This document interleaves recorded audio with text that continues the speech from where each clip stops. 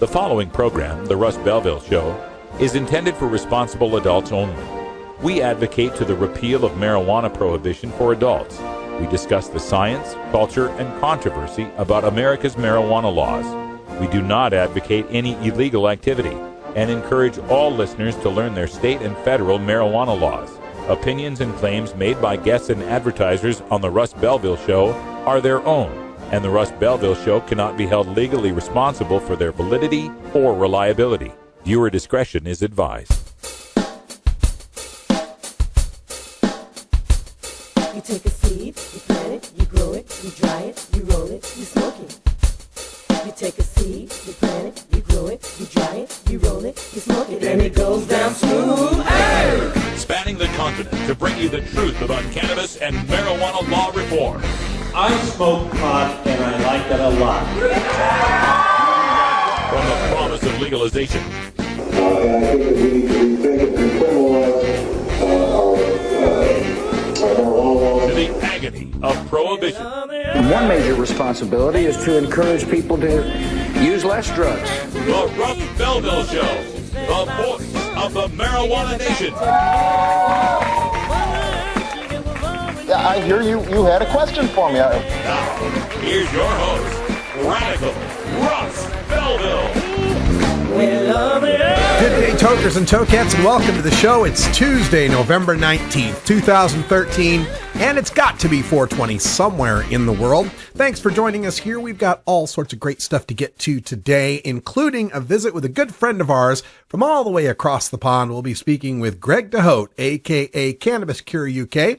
He's with Normal UK, which has just gotten some great press, both here in the States and across the pond in the UK. We'll talk to him all about that and the chances for further legalization in the United Kingdom. We've also had recent interviews with folks from Normal Ireland as well. We'll find out if they're in touch with each other and helping work things out across the islands there. So that's coming up at 1:30 with Greg DeHote. Please stick around for that.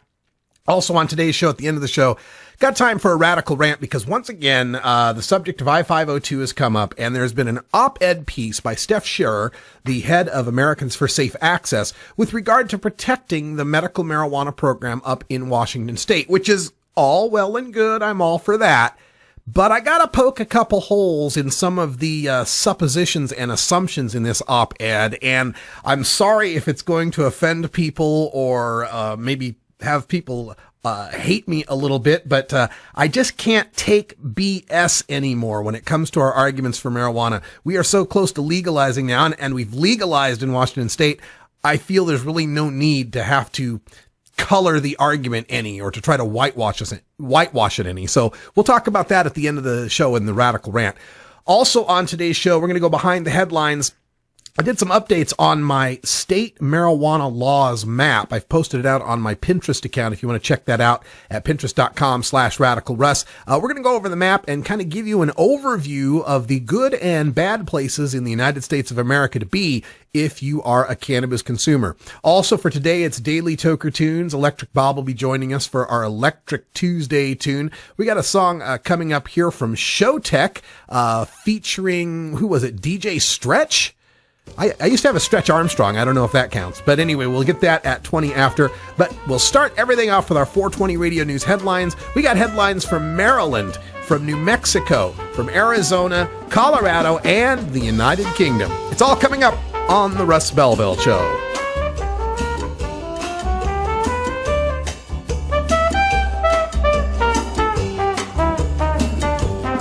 It's simply business. It's simply business. It's simply business, you know why they won't let us grow. It's simply business. We'll be right back after these messages from our 420 friendly sponsors. Support these advertisers because their ad money goes straight to the Russ Belville Show.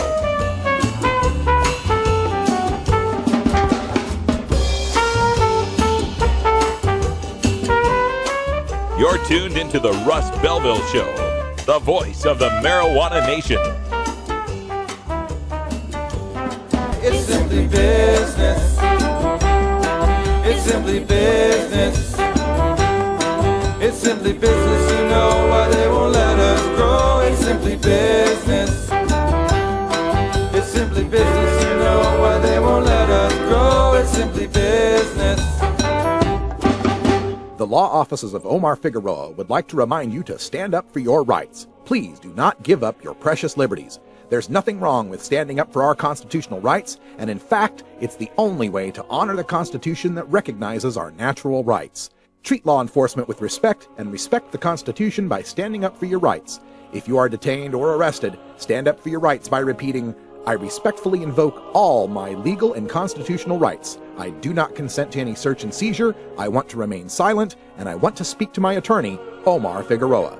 Omar Figueroa has more than a decade of experience in federal and California courts and graduated from Yale University, Stanford Law School, and Trial Lawyers College. Please contact the law offices of Omar Figueroa at 415-489-0420 or 707-829-0215 or on the web at www.omarfigueroa.com.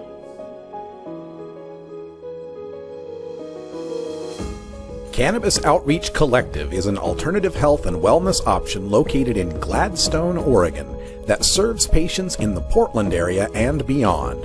We are a full-service alternative health and wellness collective accommodating patients with natural, organic, holistic, and homeopathic remedies, nutritional guidance, advice, education, and medical cannabis, fully in accordance with Oregon OMMP law. You can find out more about Cannabis Outreach Collective on Facebook at COC503 or by emailing cannabisoutreachcollective503@gmail.com or by telephone at 503-853-1319. Check out our menu on Weed Maps and visit Cannabis Outreach Collective today.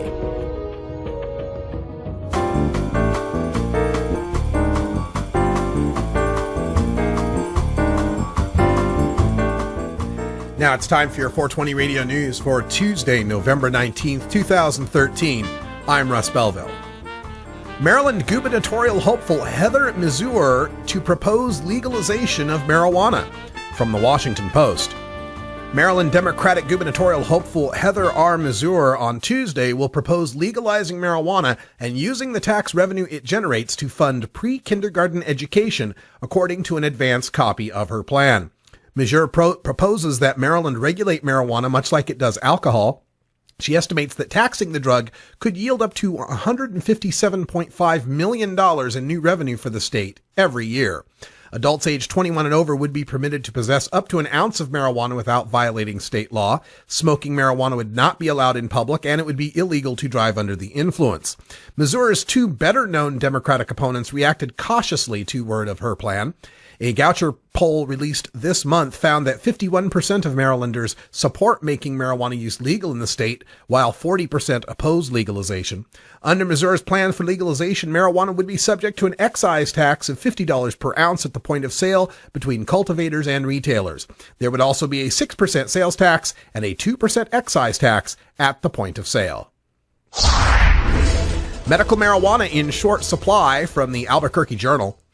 Demand for medical marijuana under New Mexico's 5-year-old program has soared, but supply of the weed for debilitating conditions has been strained to the point that New Mexico producers have turned away thousands of patients in recent months and rationed the supply to others. New Mexico was the first state to have its State Department of Health license and regulate a nonprofit medical marijuana distribution delivery system, but the program is experiencing growing pains. The number of licensed producers has dropped from a high of 25 to 23, while the number of active patients certified to buy medical cannabis hit 10,289 as of October 31st, according to state officials, increasing by 1,200 from earlier this year. The number of medical conditions eligible for cannabis use has grown to 17, with PTSD and chronic pain accounting for the largest segments of users. Last week, a state medical marijuana advisory board recommended the addition of 3 new medical conditions to the list, including Parkinson's disease and traumatic brain injury. Prosecutor wants suit over marijuana extracts dismissed, from Arizona Star Net. Maricopa County's chief prosecutor is asking a judge to throw out a bid by the parents of a 5-year-old Mesa boy who has seizures to be able to get an extract of marijuana from dispensaries. County Attorney Bill Montgomery is not disputing whether Xander Welton needs the drug. His parents have the proper recommendation from a doctor to sign him up as a patient under the Arizona Medical Marijuana Act. But Montgomery said Monday that those who crafted the statute legalized only marijuana, which means the plant. Any extracts fall under a separate part of the criminal code that was not altered by the voter-approved law. Montgomery said if Jacob and Jennifer Welton think the extract works better, they should take their case to the legislature, which can alter the law, albeit with a 3/4 vote of both the House and Senate and concurrence of the governor. The 2010 law clearly allows those with a doctor's recommendation to obtain marijuana, and it specifically permits the drug to be used in food products rather than being smoked. But the initiative never legalized cannabis, which is described as the extract of the plant. Colorado fire officials fear explosion of marijuana oil production from the Denver Post. When the white clapboard house in the tiny northern Colorado town of Carr went kaboom, the roof lifted off the top, the chimney fell over, windows blew out. 3 people went to the hospital. A boy injured in the explosion said 2 men in the house were attempting to make, quote, oil that you use to smoke weed, end quote, according to investigators. Fire officials across Colorado say they are concerned the state's new laws on marijuana will lead to more incidents. Hash oil is concentrated marijuana, more than 75% THC. Last month, the Colorado Information Analysis Center, part of the State Homeland Security Office, put out a bulletin warning officials about the dangers of hash oil explosions. The bulletin noted 2 cases, a February home explosion in Lakewood and a July incident in Colorado Springs. News reports show that there have been at least 5 more spanning several years, including the explosion in Carr and 1 each in Steamboat Springs and Breckenridge. 2 incidences have occurred in Fort Collins, including one in 2009 in which a man died from burns.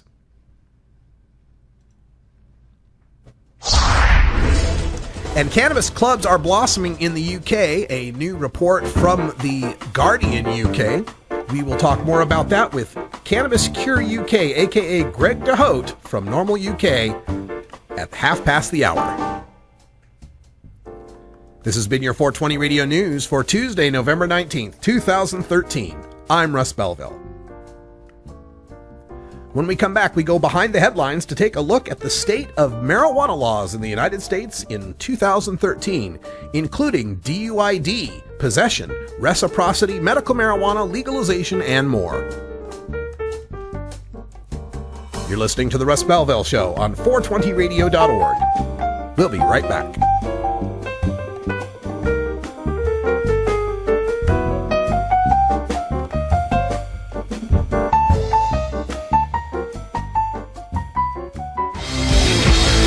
When you are starting up a medical cannabis business, you don't just want any attorney.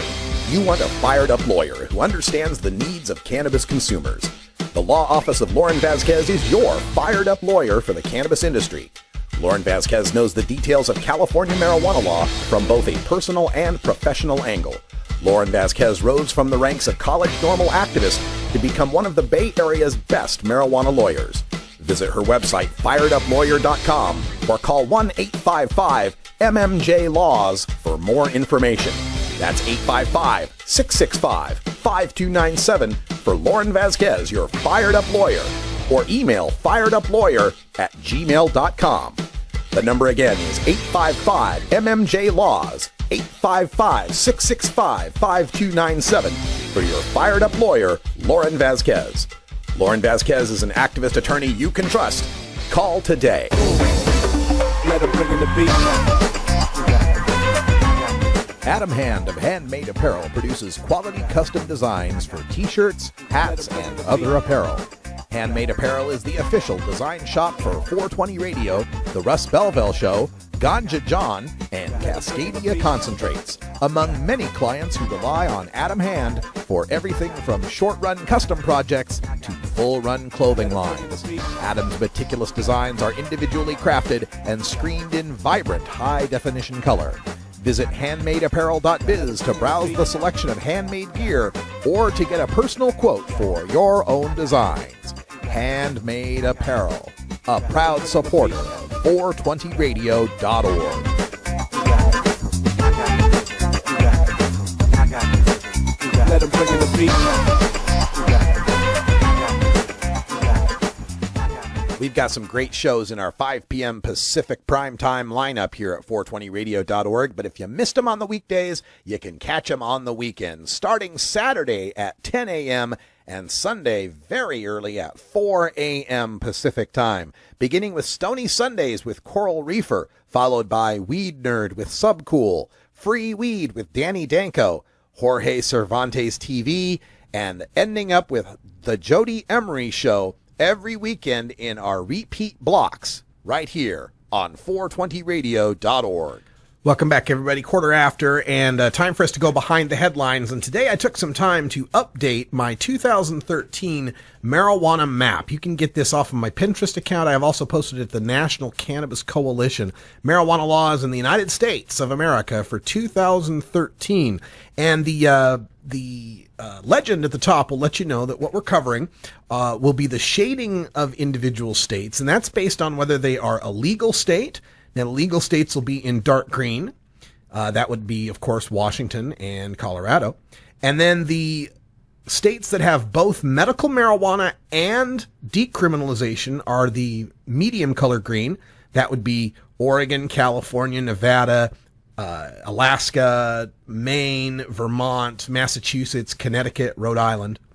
And then the light green states are the ones that have medical only. They don't have decriminalization. Those would be Montana and Arizona and New Mexico and Illinois, Michigan, New Hampshire, New Jersey, and Delaware, and D.C. for that matter. Then we have states that are kind of a goldish green. These are states that only have decriminalization. That would be Nebraska, Minnesota, Ohio, Mississippi, North Carolina, New York.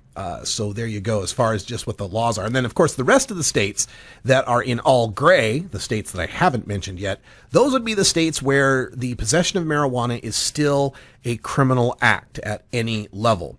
But that is as far as I've usually taken this map in the past. I thought it would be interesting today to add some more data to that map. So I included some exclamation points. You'll see that Idaho and Wyoming get these yellow exclamation points. And what those are telling you, those are states where you can be arrested and put in jail for a misdemeanor for merely being high in public. Merely public intoxication is enough for you to get busted in those states, Idaho and Wyoming, both misdemeanors. And in the states that have the red exclamation points, those are states where it is possible to get a felony for possession of an ounce or less. A felony for possession of an ounce or less. Now, it differs by state. In Arizona, it's a felony for any amount of marijuana, period. If you're not a medical patient, any amount of marijuana is a felony. Florida requires 21 grams before that becomes a felony. And those other states that I have the exclamation points in require that it's a second offense or a third offense, or like Nevada, a fourth offense is a felony. And up in like Wisconsin and Michigan, it's if you're within 1,000 feet of a school or a park, you can get a felony added to that. Then we have a listing of what the reciprocity, or I'm sorry, let's go with the home grow. The medical marijuana states may also have a little pot leaf inside them, and the pot leaf has a number next to it to tell you how many mature plants you are allowed to grow in that state as a medical card holder. And then there's just one state, Colorado, with a white pot plant and the number 3 by it, telling you how many mature plants you can grow legally as a legalized state. And it's the only state where you're legally allowed to grow that many pot plants, unless you count in Alaska, where their constitution allows possession of up to 4 ounces and growing of up to 25 plants in their home under their privacy provisions. Finally, I've added some outlines to the map to show what are the states. Oh, excuse me, not finally. Let's not forget reciprocity. The green cross that you'll see in some medical marijuana states indicates a state that will accept out-of-state medical marijuana cards. However, they do not allow out-of-staters to go shop at their dispensaries. And then finally, the outlines you see are the states that have per se DUID laws to some level. The yellow outlines represent states with per se laws that require a certain amount of THC or THC metabolite. Orange states require a certain amount of THC, but metabolites don't count. And then the red outline states are the ones that are zero tolerance for THC or metabolites. And if they have an hour number in there, that's the mandatory minimum jail sentence for failing the P test. Don't get caught driving in those red states. Like I said, this map is available for anyone who would like to get a copy of it. You can just go to National Cannabis Coalition. The easy address is ncc420.com. Full-size map is available there, ncc420.com. Have you ever met that funny reefer man? A reefer man. Have you ever met that funny reefer man? A reefer man. If he said he swam to China, he would sell you South Carolina. Then you know you're talking to that reefer man.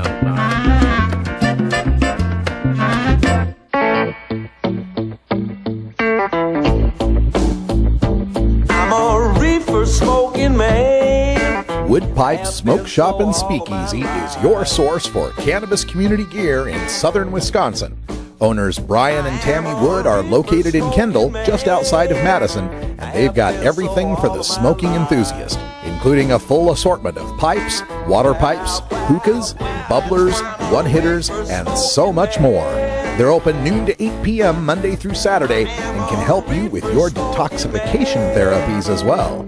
Call 608-466-7473 or email woodpipes@yahoo.com for more information.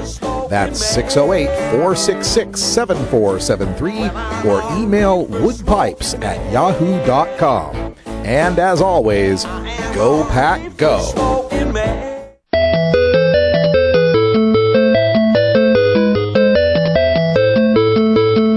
Приветствую.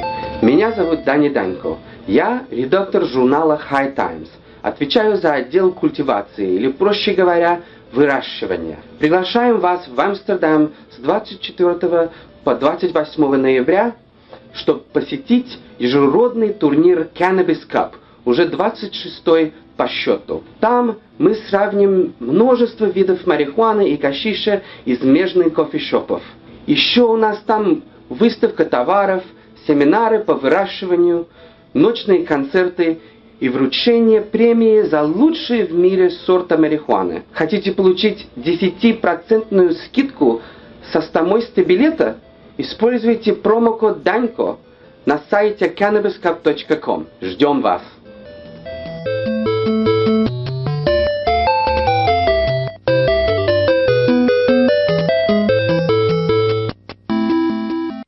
NORMAL stands for Responsible Adult Cannabis Use. If cannabis use is causing problems in your life, consider taking a break or seeking medical assistance. Consider ceasing cannabis use if you have a family history of mental illness. Don't drive or operate heavy machinery while impaired by cannabis use. Cannabis use is not without risks, even though the risks are far less than those posed by legal drugs.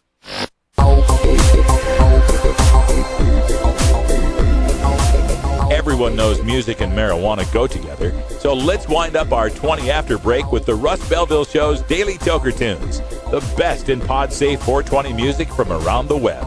Today is Electric Tuesday, featuring the latest in electronic dance music and other cutting-edge genres. You can get downloads and more information about all our Daily Toker Tunes by visiting music.radicalruss.com. Now, sit back and enjoy your Daily Toker Tune.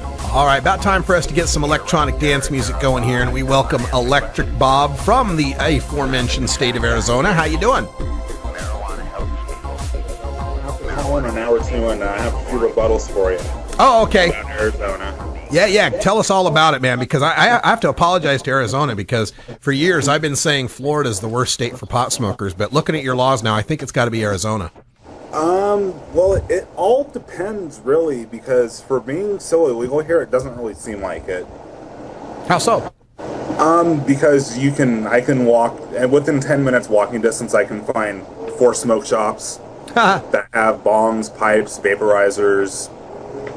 Interesting. And they have, like, they'll have pot stickers all along the walls, and it's obvious what it's used for, but of course it'll say on the counter for tobacco only, but they'll have, like, pot plants on, or not actual plants, but like posters on the wall alluding to what it's used, to what it's supposed to be used for. Sure. And do you know anybody that gotten busted for holding in Arizona, and what happened to them?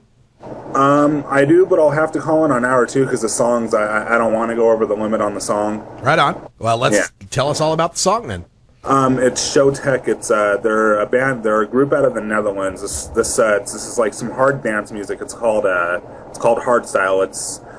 It used to be really big in Europe. It's kind of waned off, but it's just them, and it's a song about smoking. It's a hard dance song about smoking. Well, that's what a Dutchie would be, right?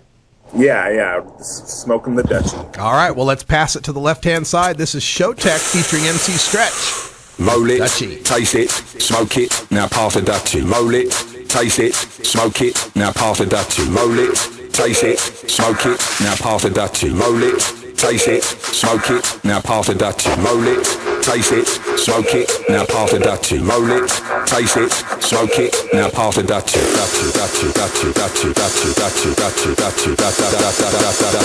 Don't ask me to spell, okay. Roll it, taste it, smoke it, now pass the Dutchie. Roll it, taste it, smoke it, now pass the Dutchie. Roll it, taste it, smoke it, now pass the Dutchie. Roll it, taste it, smoke it, okay. Roll it, taste it, smoke it, now pass the Dutchie. Roll it, taste it, smoke it, now pass the Dutchie. Roll it, taste it, smoke it, now pass the Dutchie. Roll it, taste it, smoke it. Alright, yeah, cool. Roll it, taste it, smoke it, now pass the Dutchie. Roll it, taste it, smoke it, now pass the Dutchie. Roll it, taste it, smoke it, now pass the Dutchie. Roll it, taste it, smoke it, pass the grass.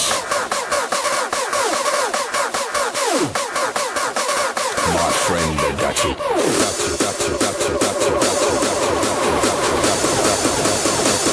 Just turn it up, okay.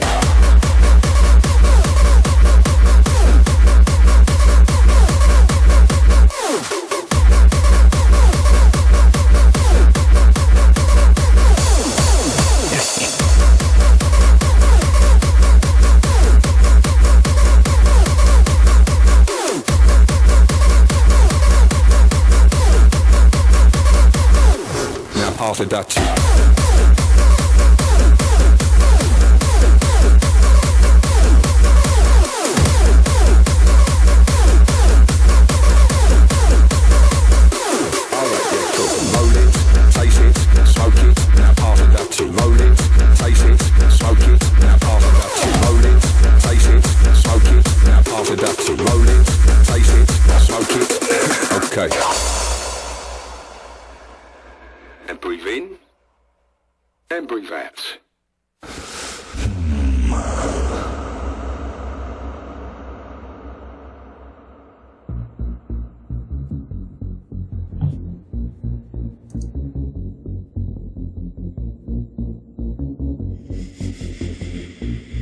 That's what we call the Dutchie.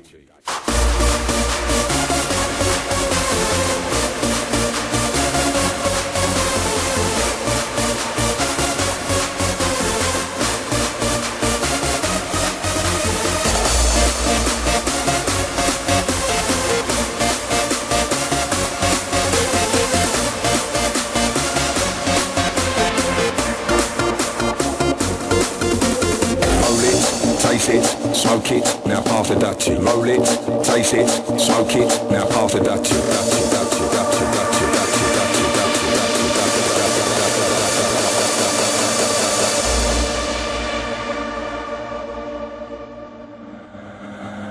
Now pass the Dutchie.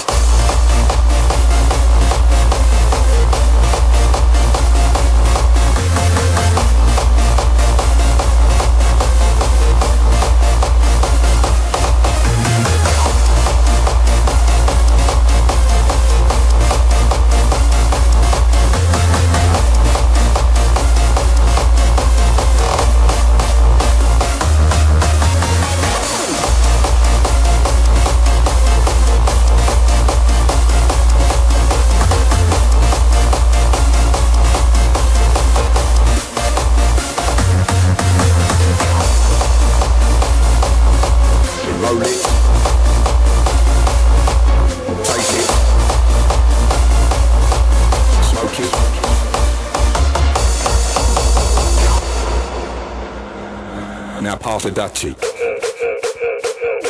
Now pass it that cheek. Now pass it that cheek.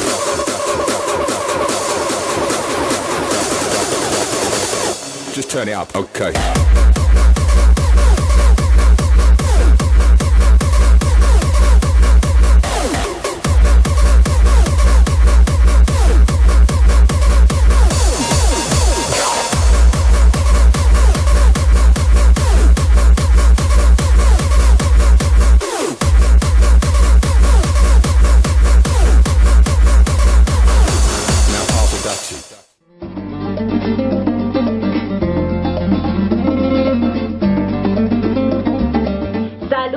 Desde la revista High Times, te invitamos a venir a Ámsterdam desde el 24 al 28 de noviembre al 26 aniversario de nuestro Cannabis Cup, donde demostraremos las muchas variedades de marihuana y hachís en los coffee shops. También tendremos una exposición de productos, seminarios de sembradíos, conciertos en las noches y una ceremonia de premios donde honramos la mejor marihuana del mundo. ¡Vámonos!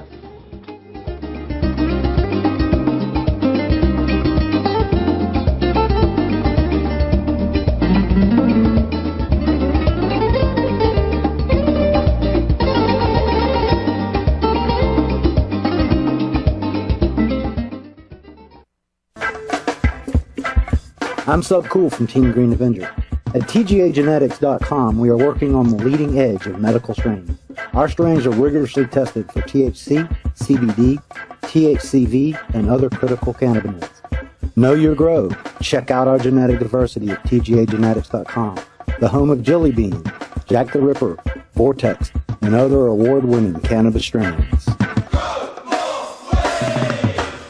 420radio.org presents our live original production of Red Eyes Reggae Flashback with Brian the Red every Wednesday night, live at 8 p.m. Pacific Time, with replays Thursday at 10 a.m., Fridays at 3 a.m., and a 2-hour block every weekend, Saturday and Sunday, starting at midnight. The best deep reggae tracks and roots rhythms with Brian the Red right here on 420radio.org.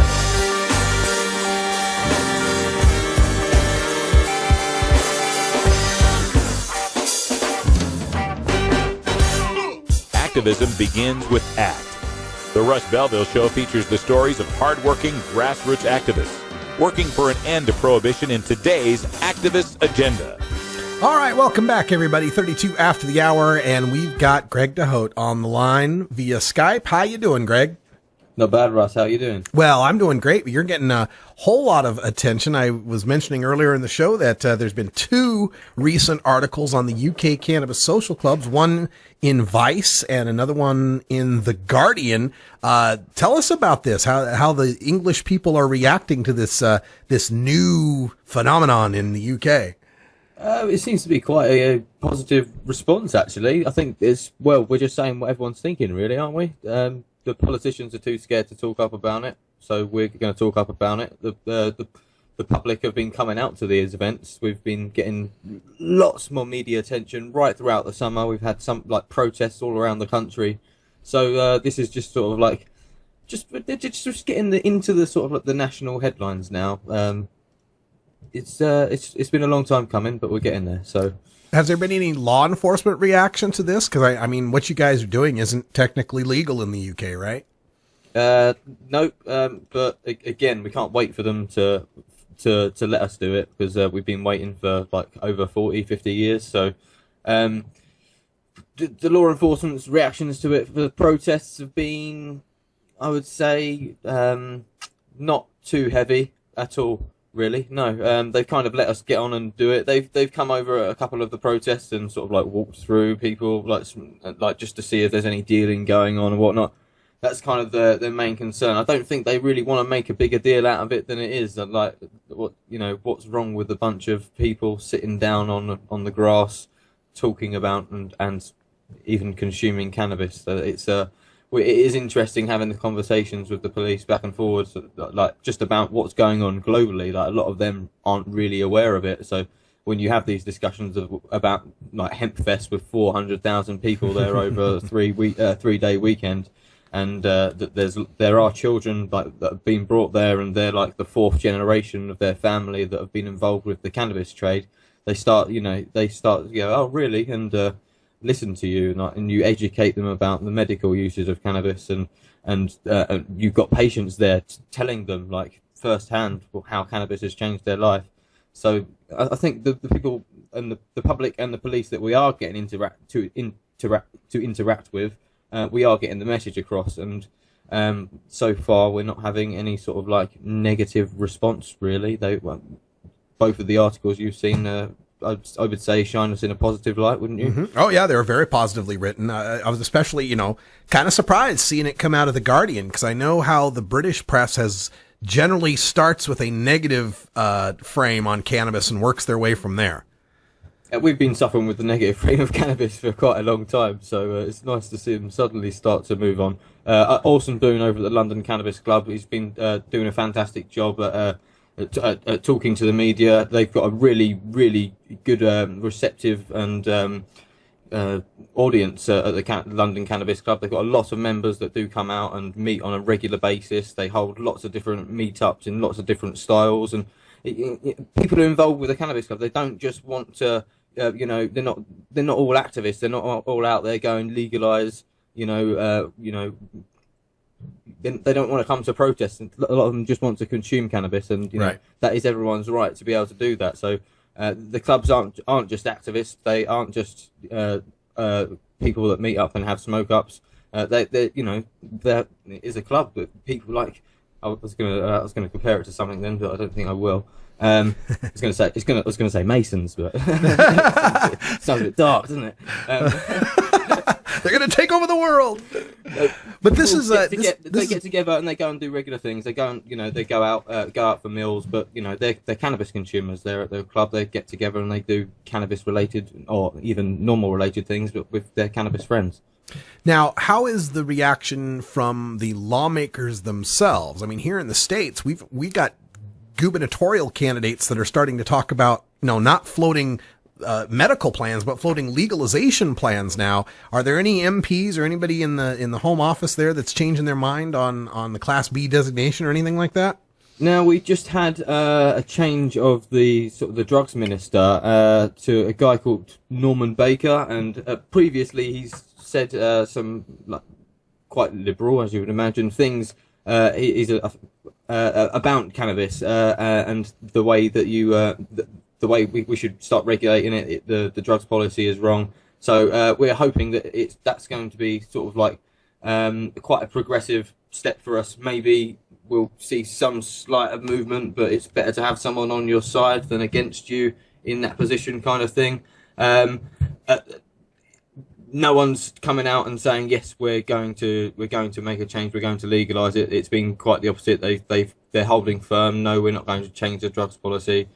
We do have a hung parliament. We've got the Liberal Democrats and the Conservatives in a coalition government. Now the Conservative line is cannabis is harmful. We're not going. We don't want to see it legalised.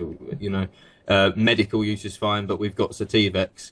So that's really annoying because we don't really have Sativex. The Liberal Democrats, their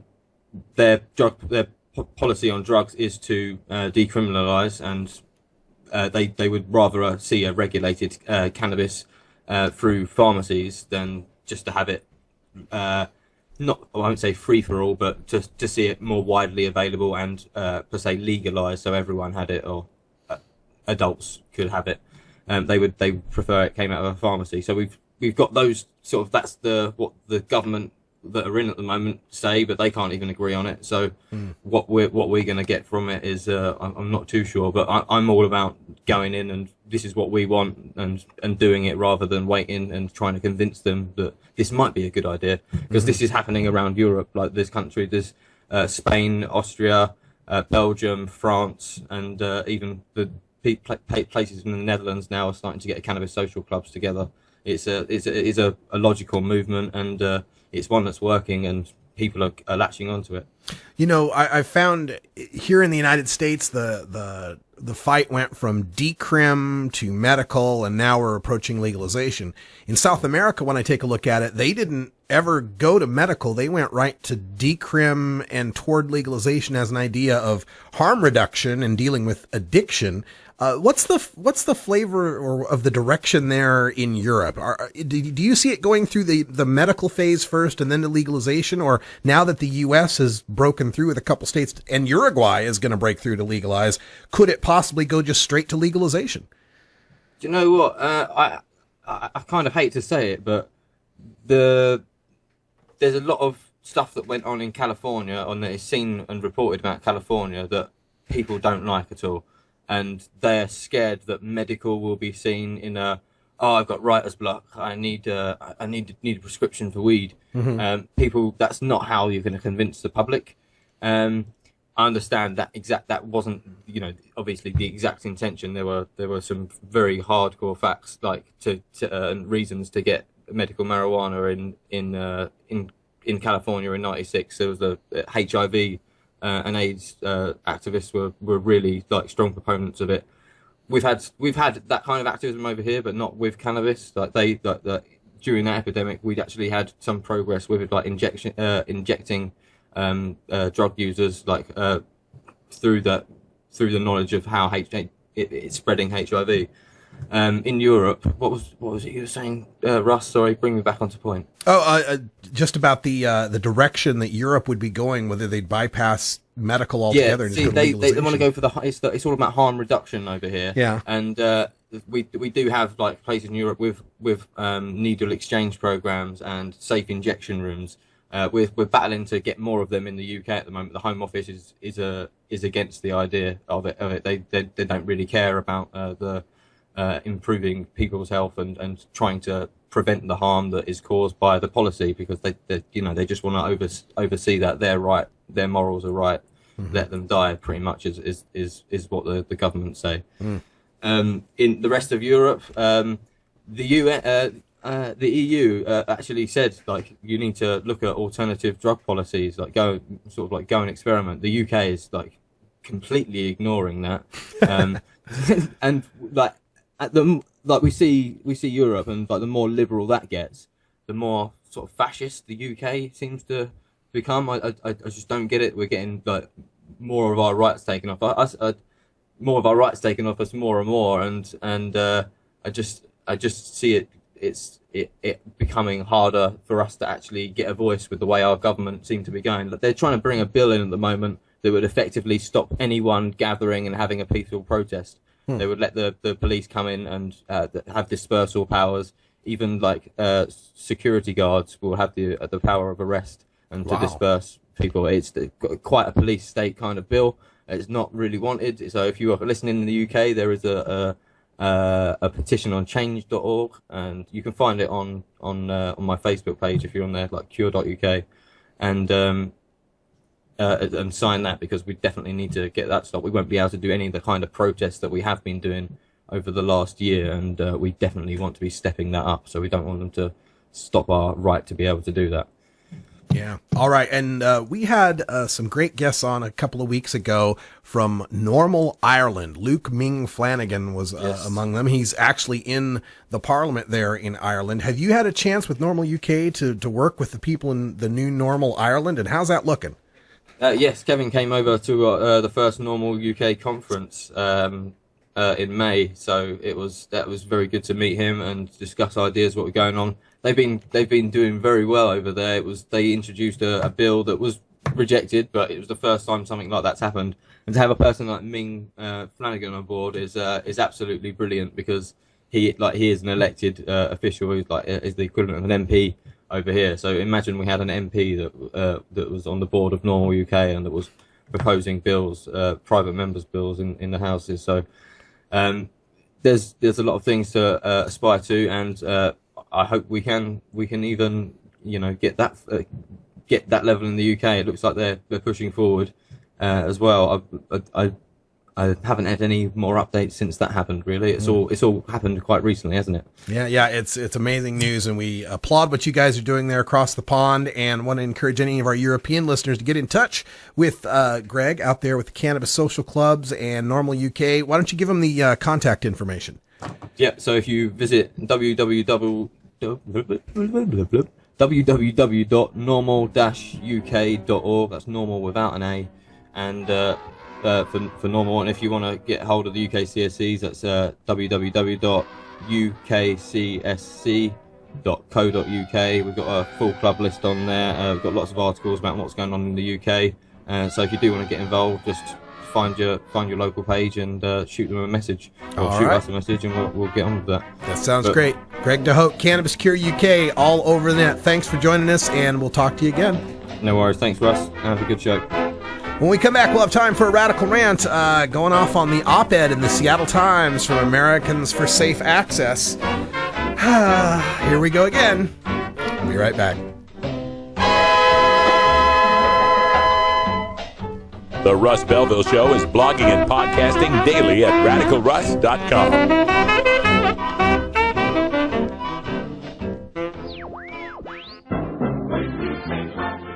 Marijuana and alcohol are the two most popular recreational drugs in America. Marijuana smoking is non-toxic, relatively safe, and has a low risk of dependence. Alcohol drinking is potentially fatal, dangerous to society, and is quite addictive.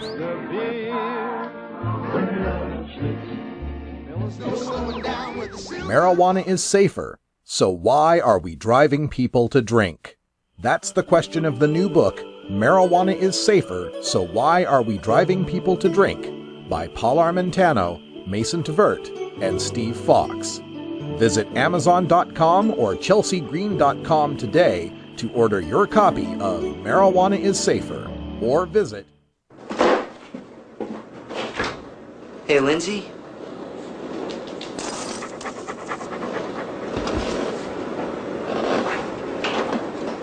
I wish you didn't smoke weed. Holy crap, the weed's so good, my dog's talking to me. You're not the same when you smoke. And we'll see this talking dog. I'll be outside. Man, I gotta stop with the sativas. I'm seeing talking dogs now. Ever wonder how often to change your bong water? The most effective method for baking pot brownies?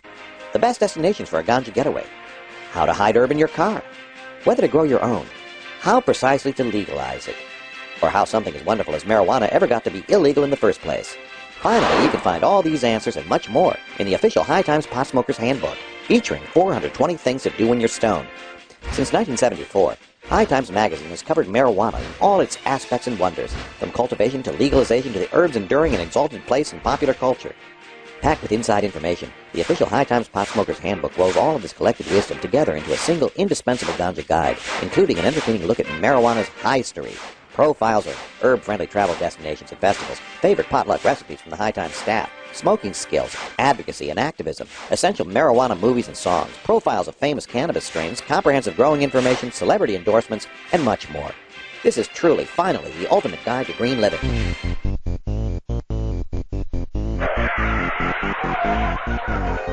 What's to keep somebody from getting all potted up on weed and then getting behind the wheel?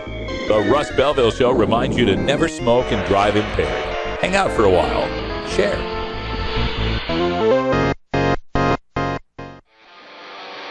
You want answers?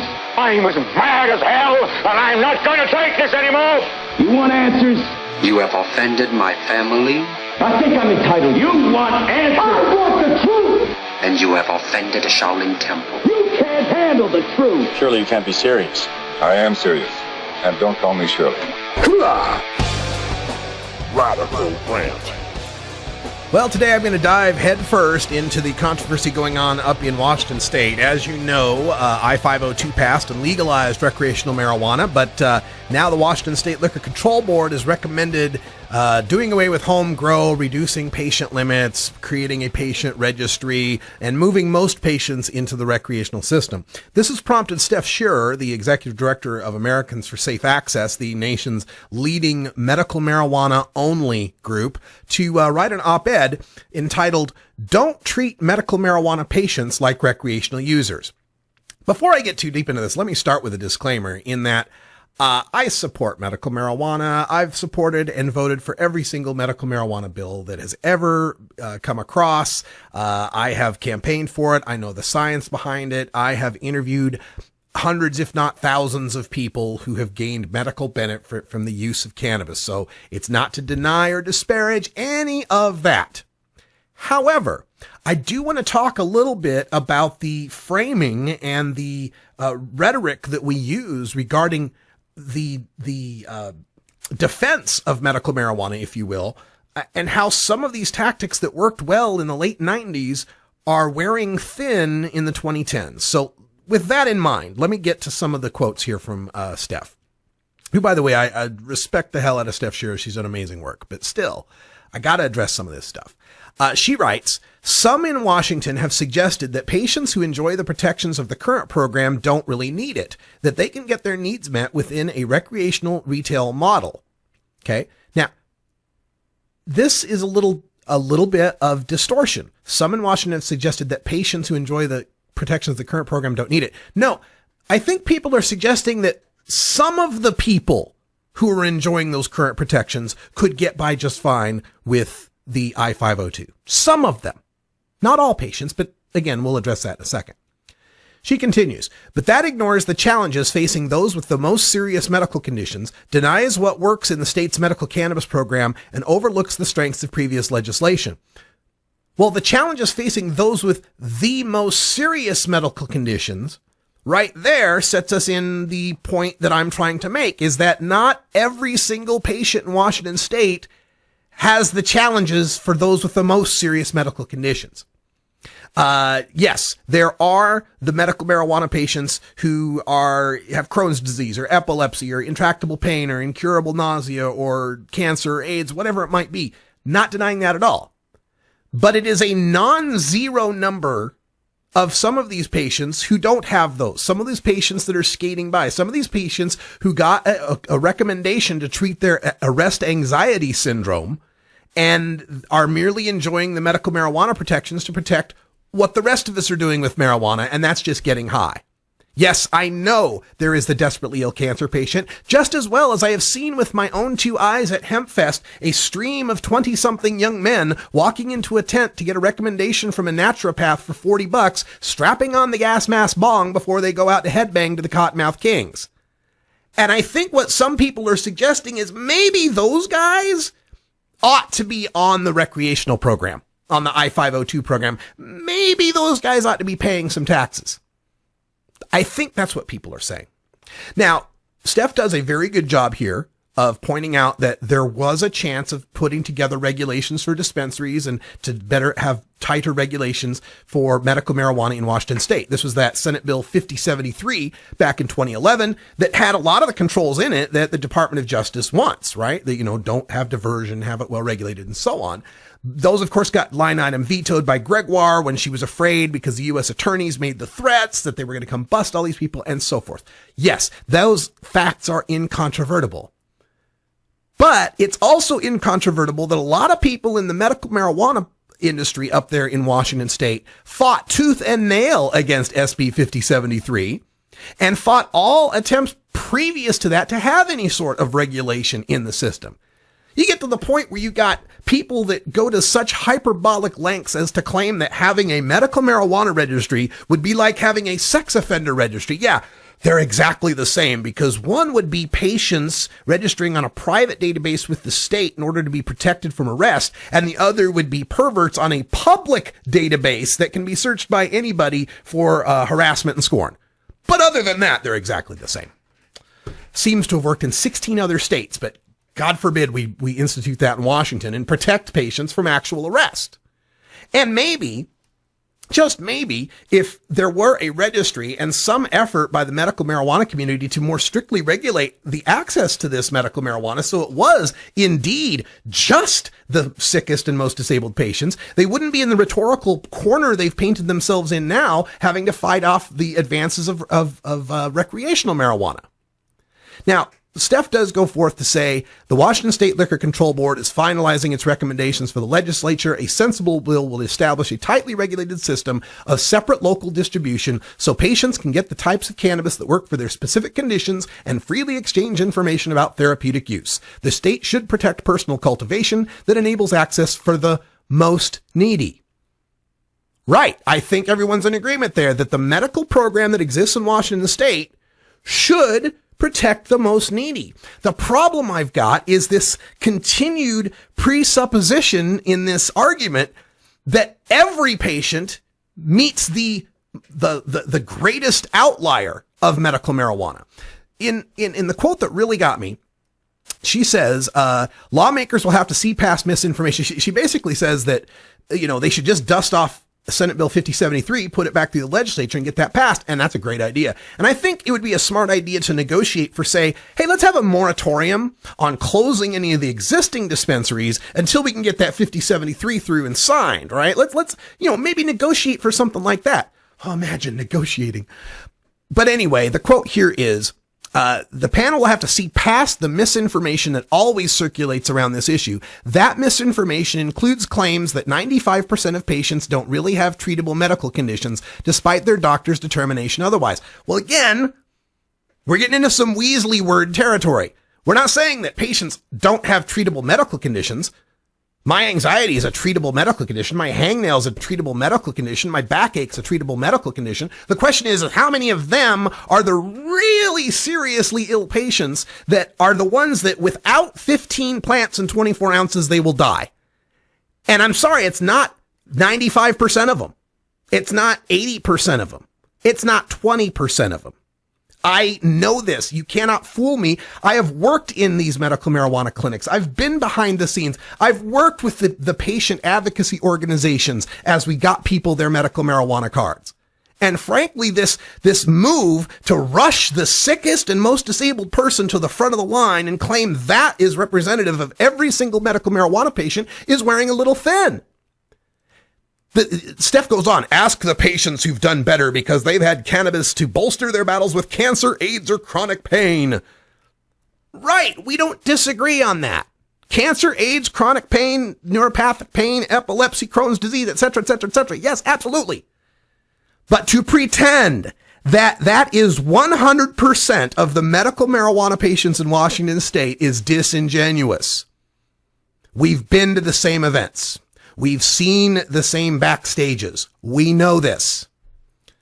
Now, not just my opinion on this, because I want the patients, the really sick patients, to have these protections. And my fear here is this continued reliance on this hyperbolic rhetoric that presupposes that everybody is the worst case patient, causes the people we're negotiating with and the people we're trying to convince to call bullshit in their minds. And then we risk losing all these possible protections for every patient.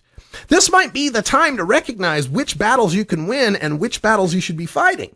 And in this case, I think the cancer patient, the AIDS patient, the people who actually really do need 15 plants and 24 ounces, you ought to start figuring some way to protect them by realizing that some of these other people would be fine with 3 ounces. Would be fine if they didn't have home grow. It would be inconvenient. It would cost them more money. Yes, that would suck. But are you going to fight for their right to have the 24 ounces and lose the 24 ounces for everybody and the cancer patients too? Seems to me that we're still fighting this medical marijuana battle if it's 1996 here, and that we're having to convince people that marijuana is okay. And they've just legalized it in Washington State. We don't have to make that fight anymore. To confirm, there was a poll that came out, CBS News, this was, I believe, a couple years ago. It had 77% support nationwide for medical cannabis. Do you think doctors should be allowed to prescribe medical marijuana? And this is 77% support. But in that same poll, only 31% of the country believes marijuana that is purchased in this country through state-authorized medical marijuana programs is being used to alleviate suffering from serious medical illnesses. End quote. Majorities of Republicans and independents and a plurality of Democrats believe, quote, most of it is being used for other reasons, end quote. So, make a good faith effort, patients. Negotiate for the most sick of you to continue with the protections you've got, realize that a lot of you could do with lesser amounts, and that some of you are really just recreational patients like me, recreational users like me, who are trying to fig leaf your shame over getting high with some sort of all uses medical bullshit. This is the Russ Belville Show. The Russ Belville Show is blogging and podcasting daily at radicalruss.com. That's all the time we got for today. You can call in live in hour 2 here if you want to give me a piece of your mind. The phone number is 971-533-7111. I'm Radical Russ. Until next time, take care of each other, tokers.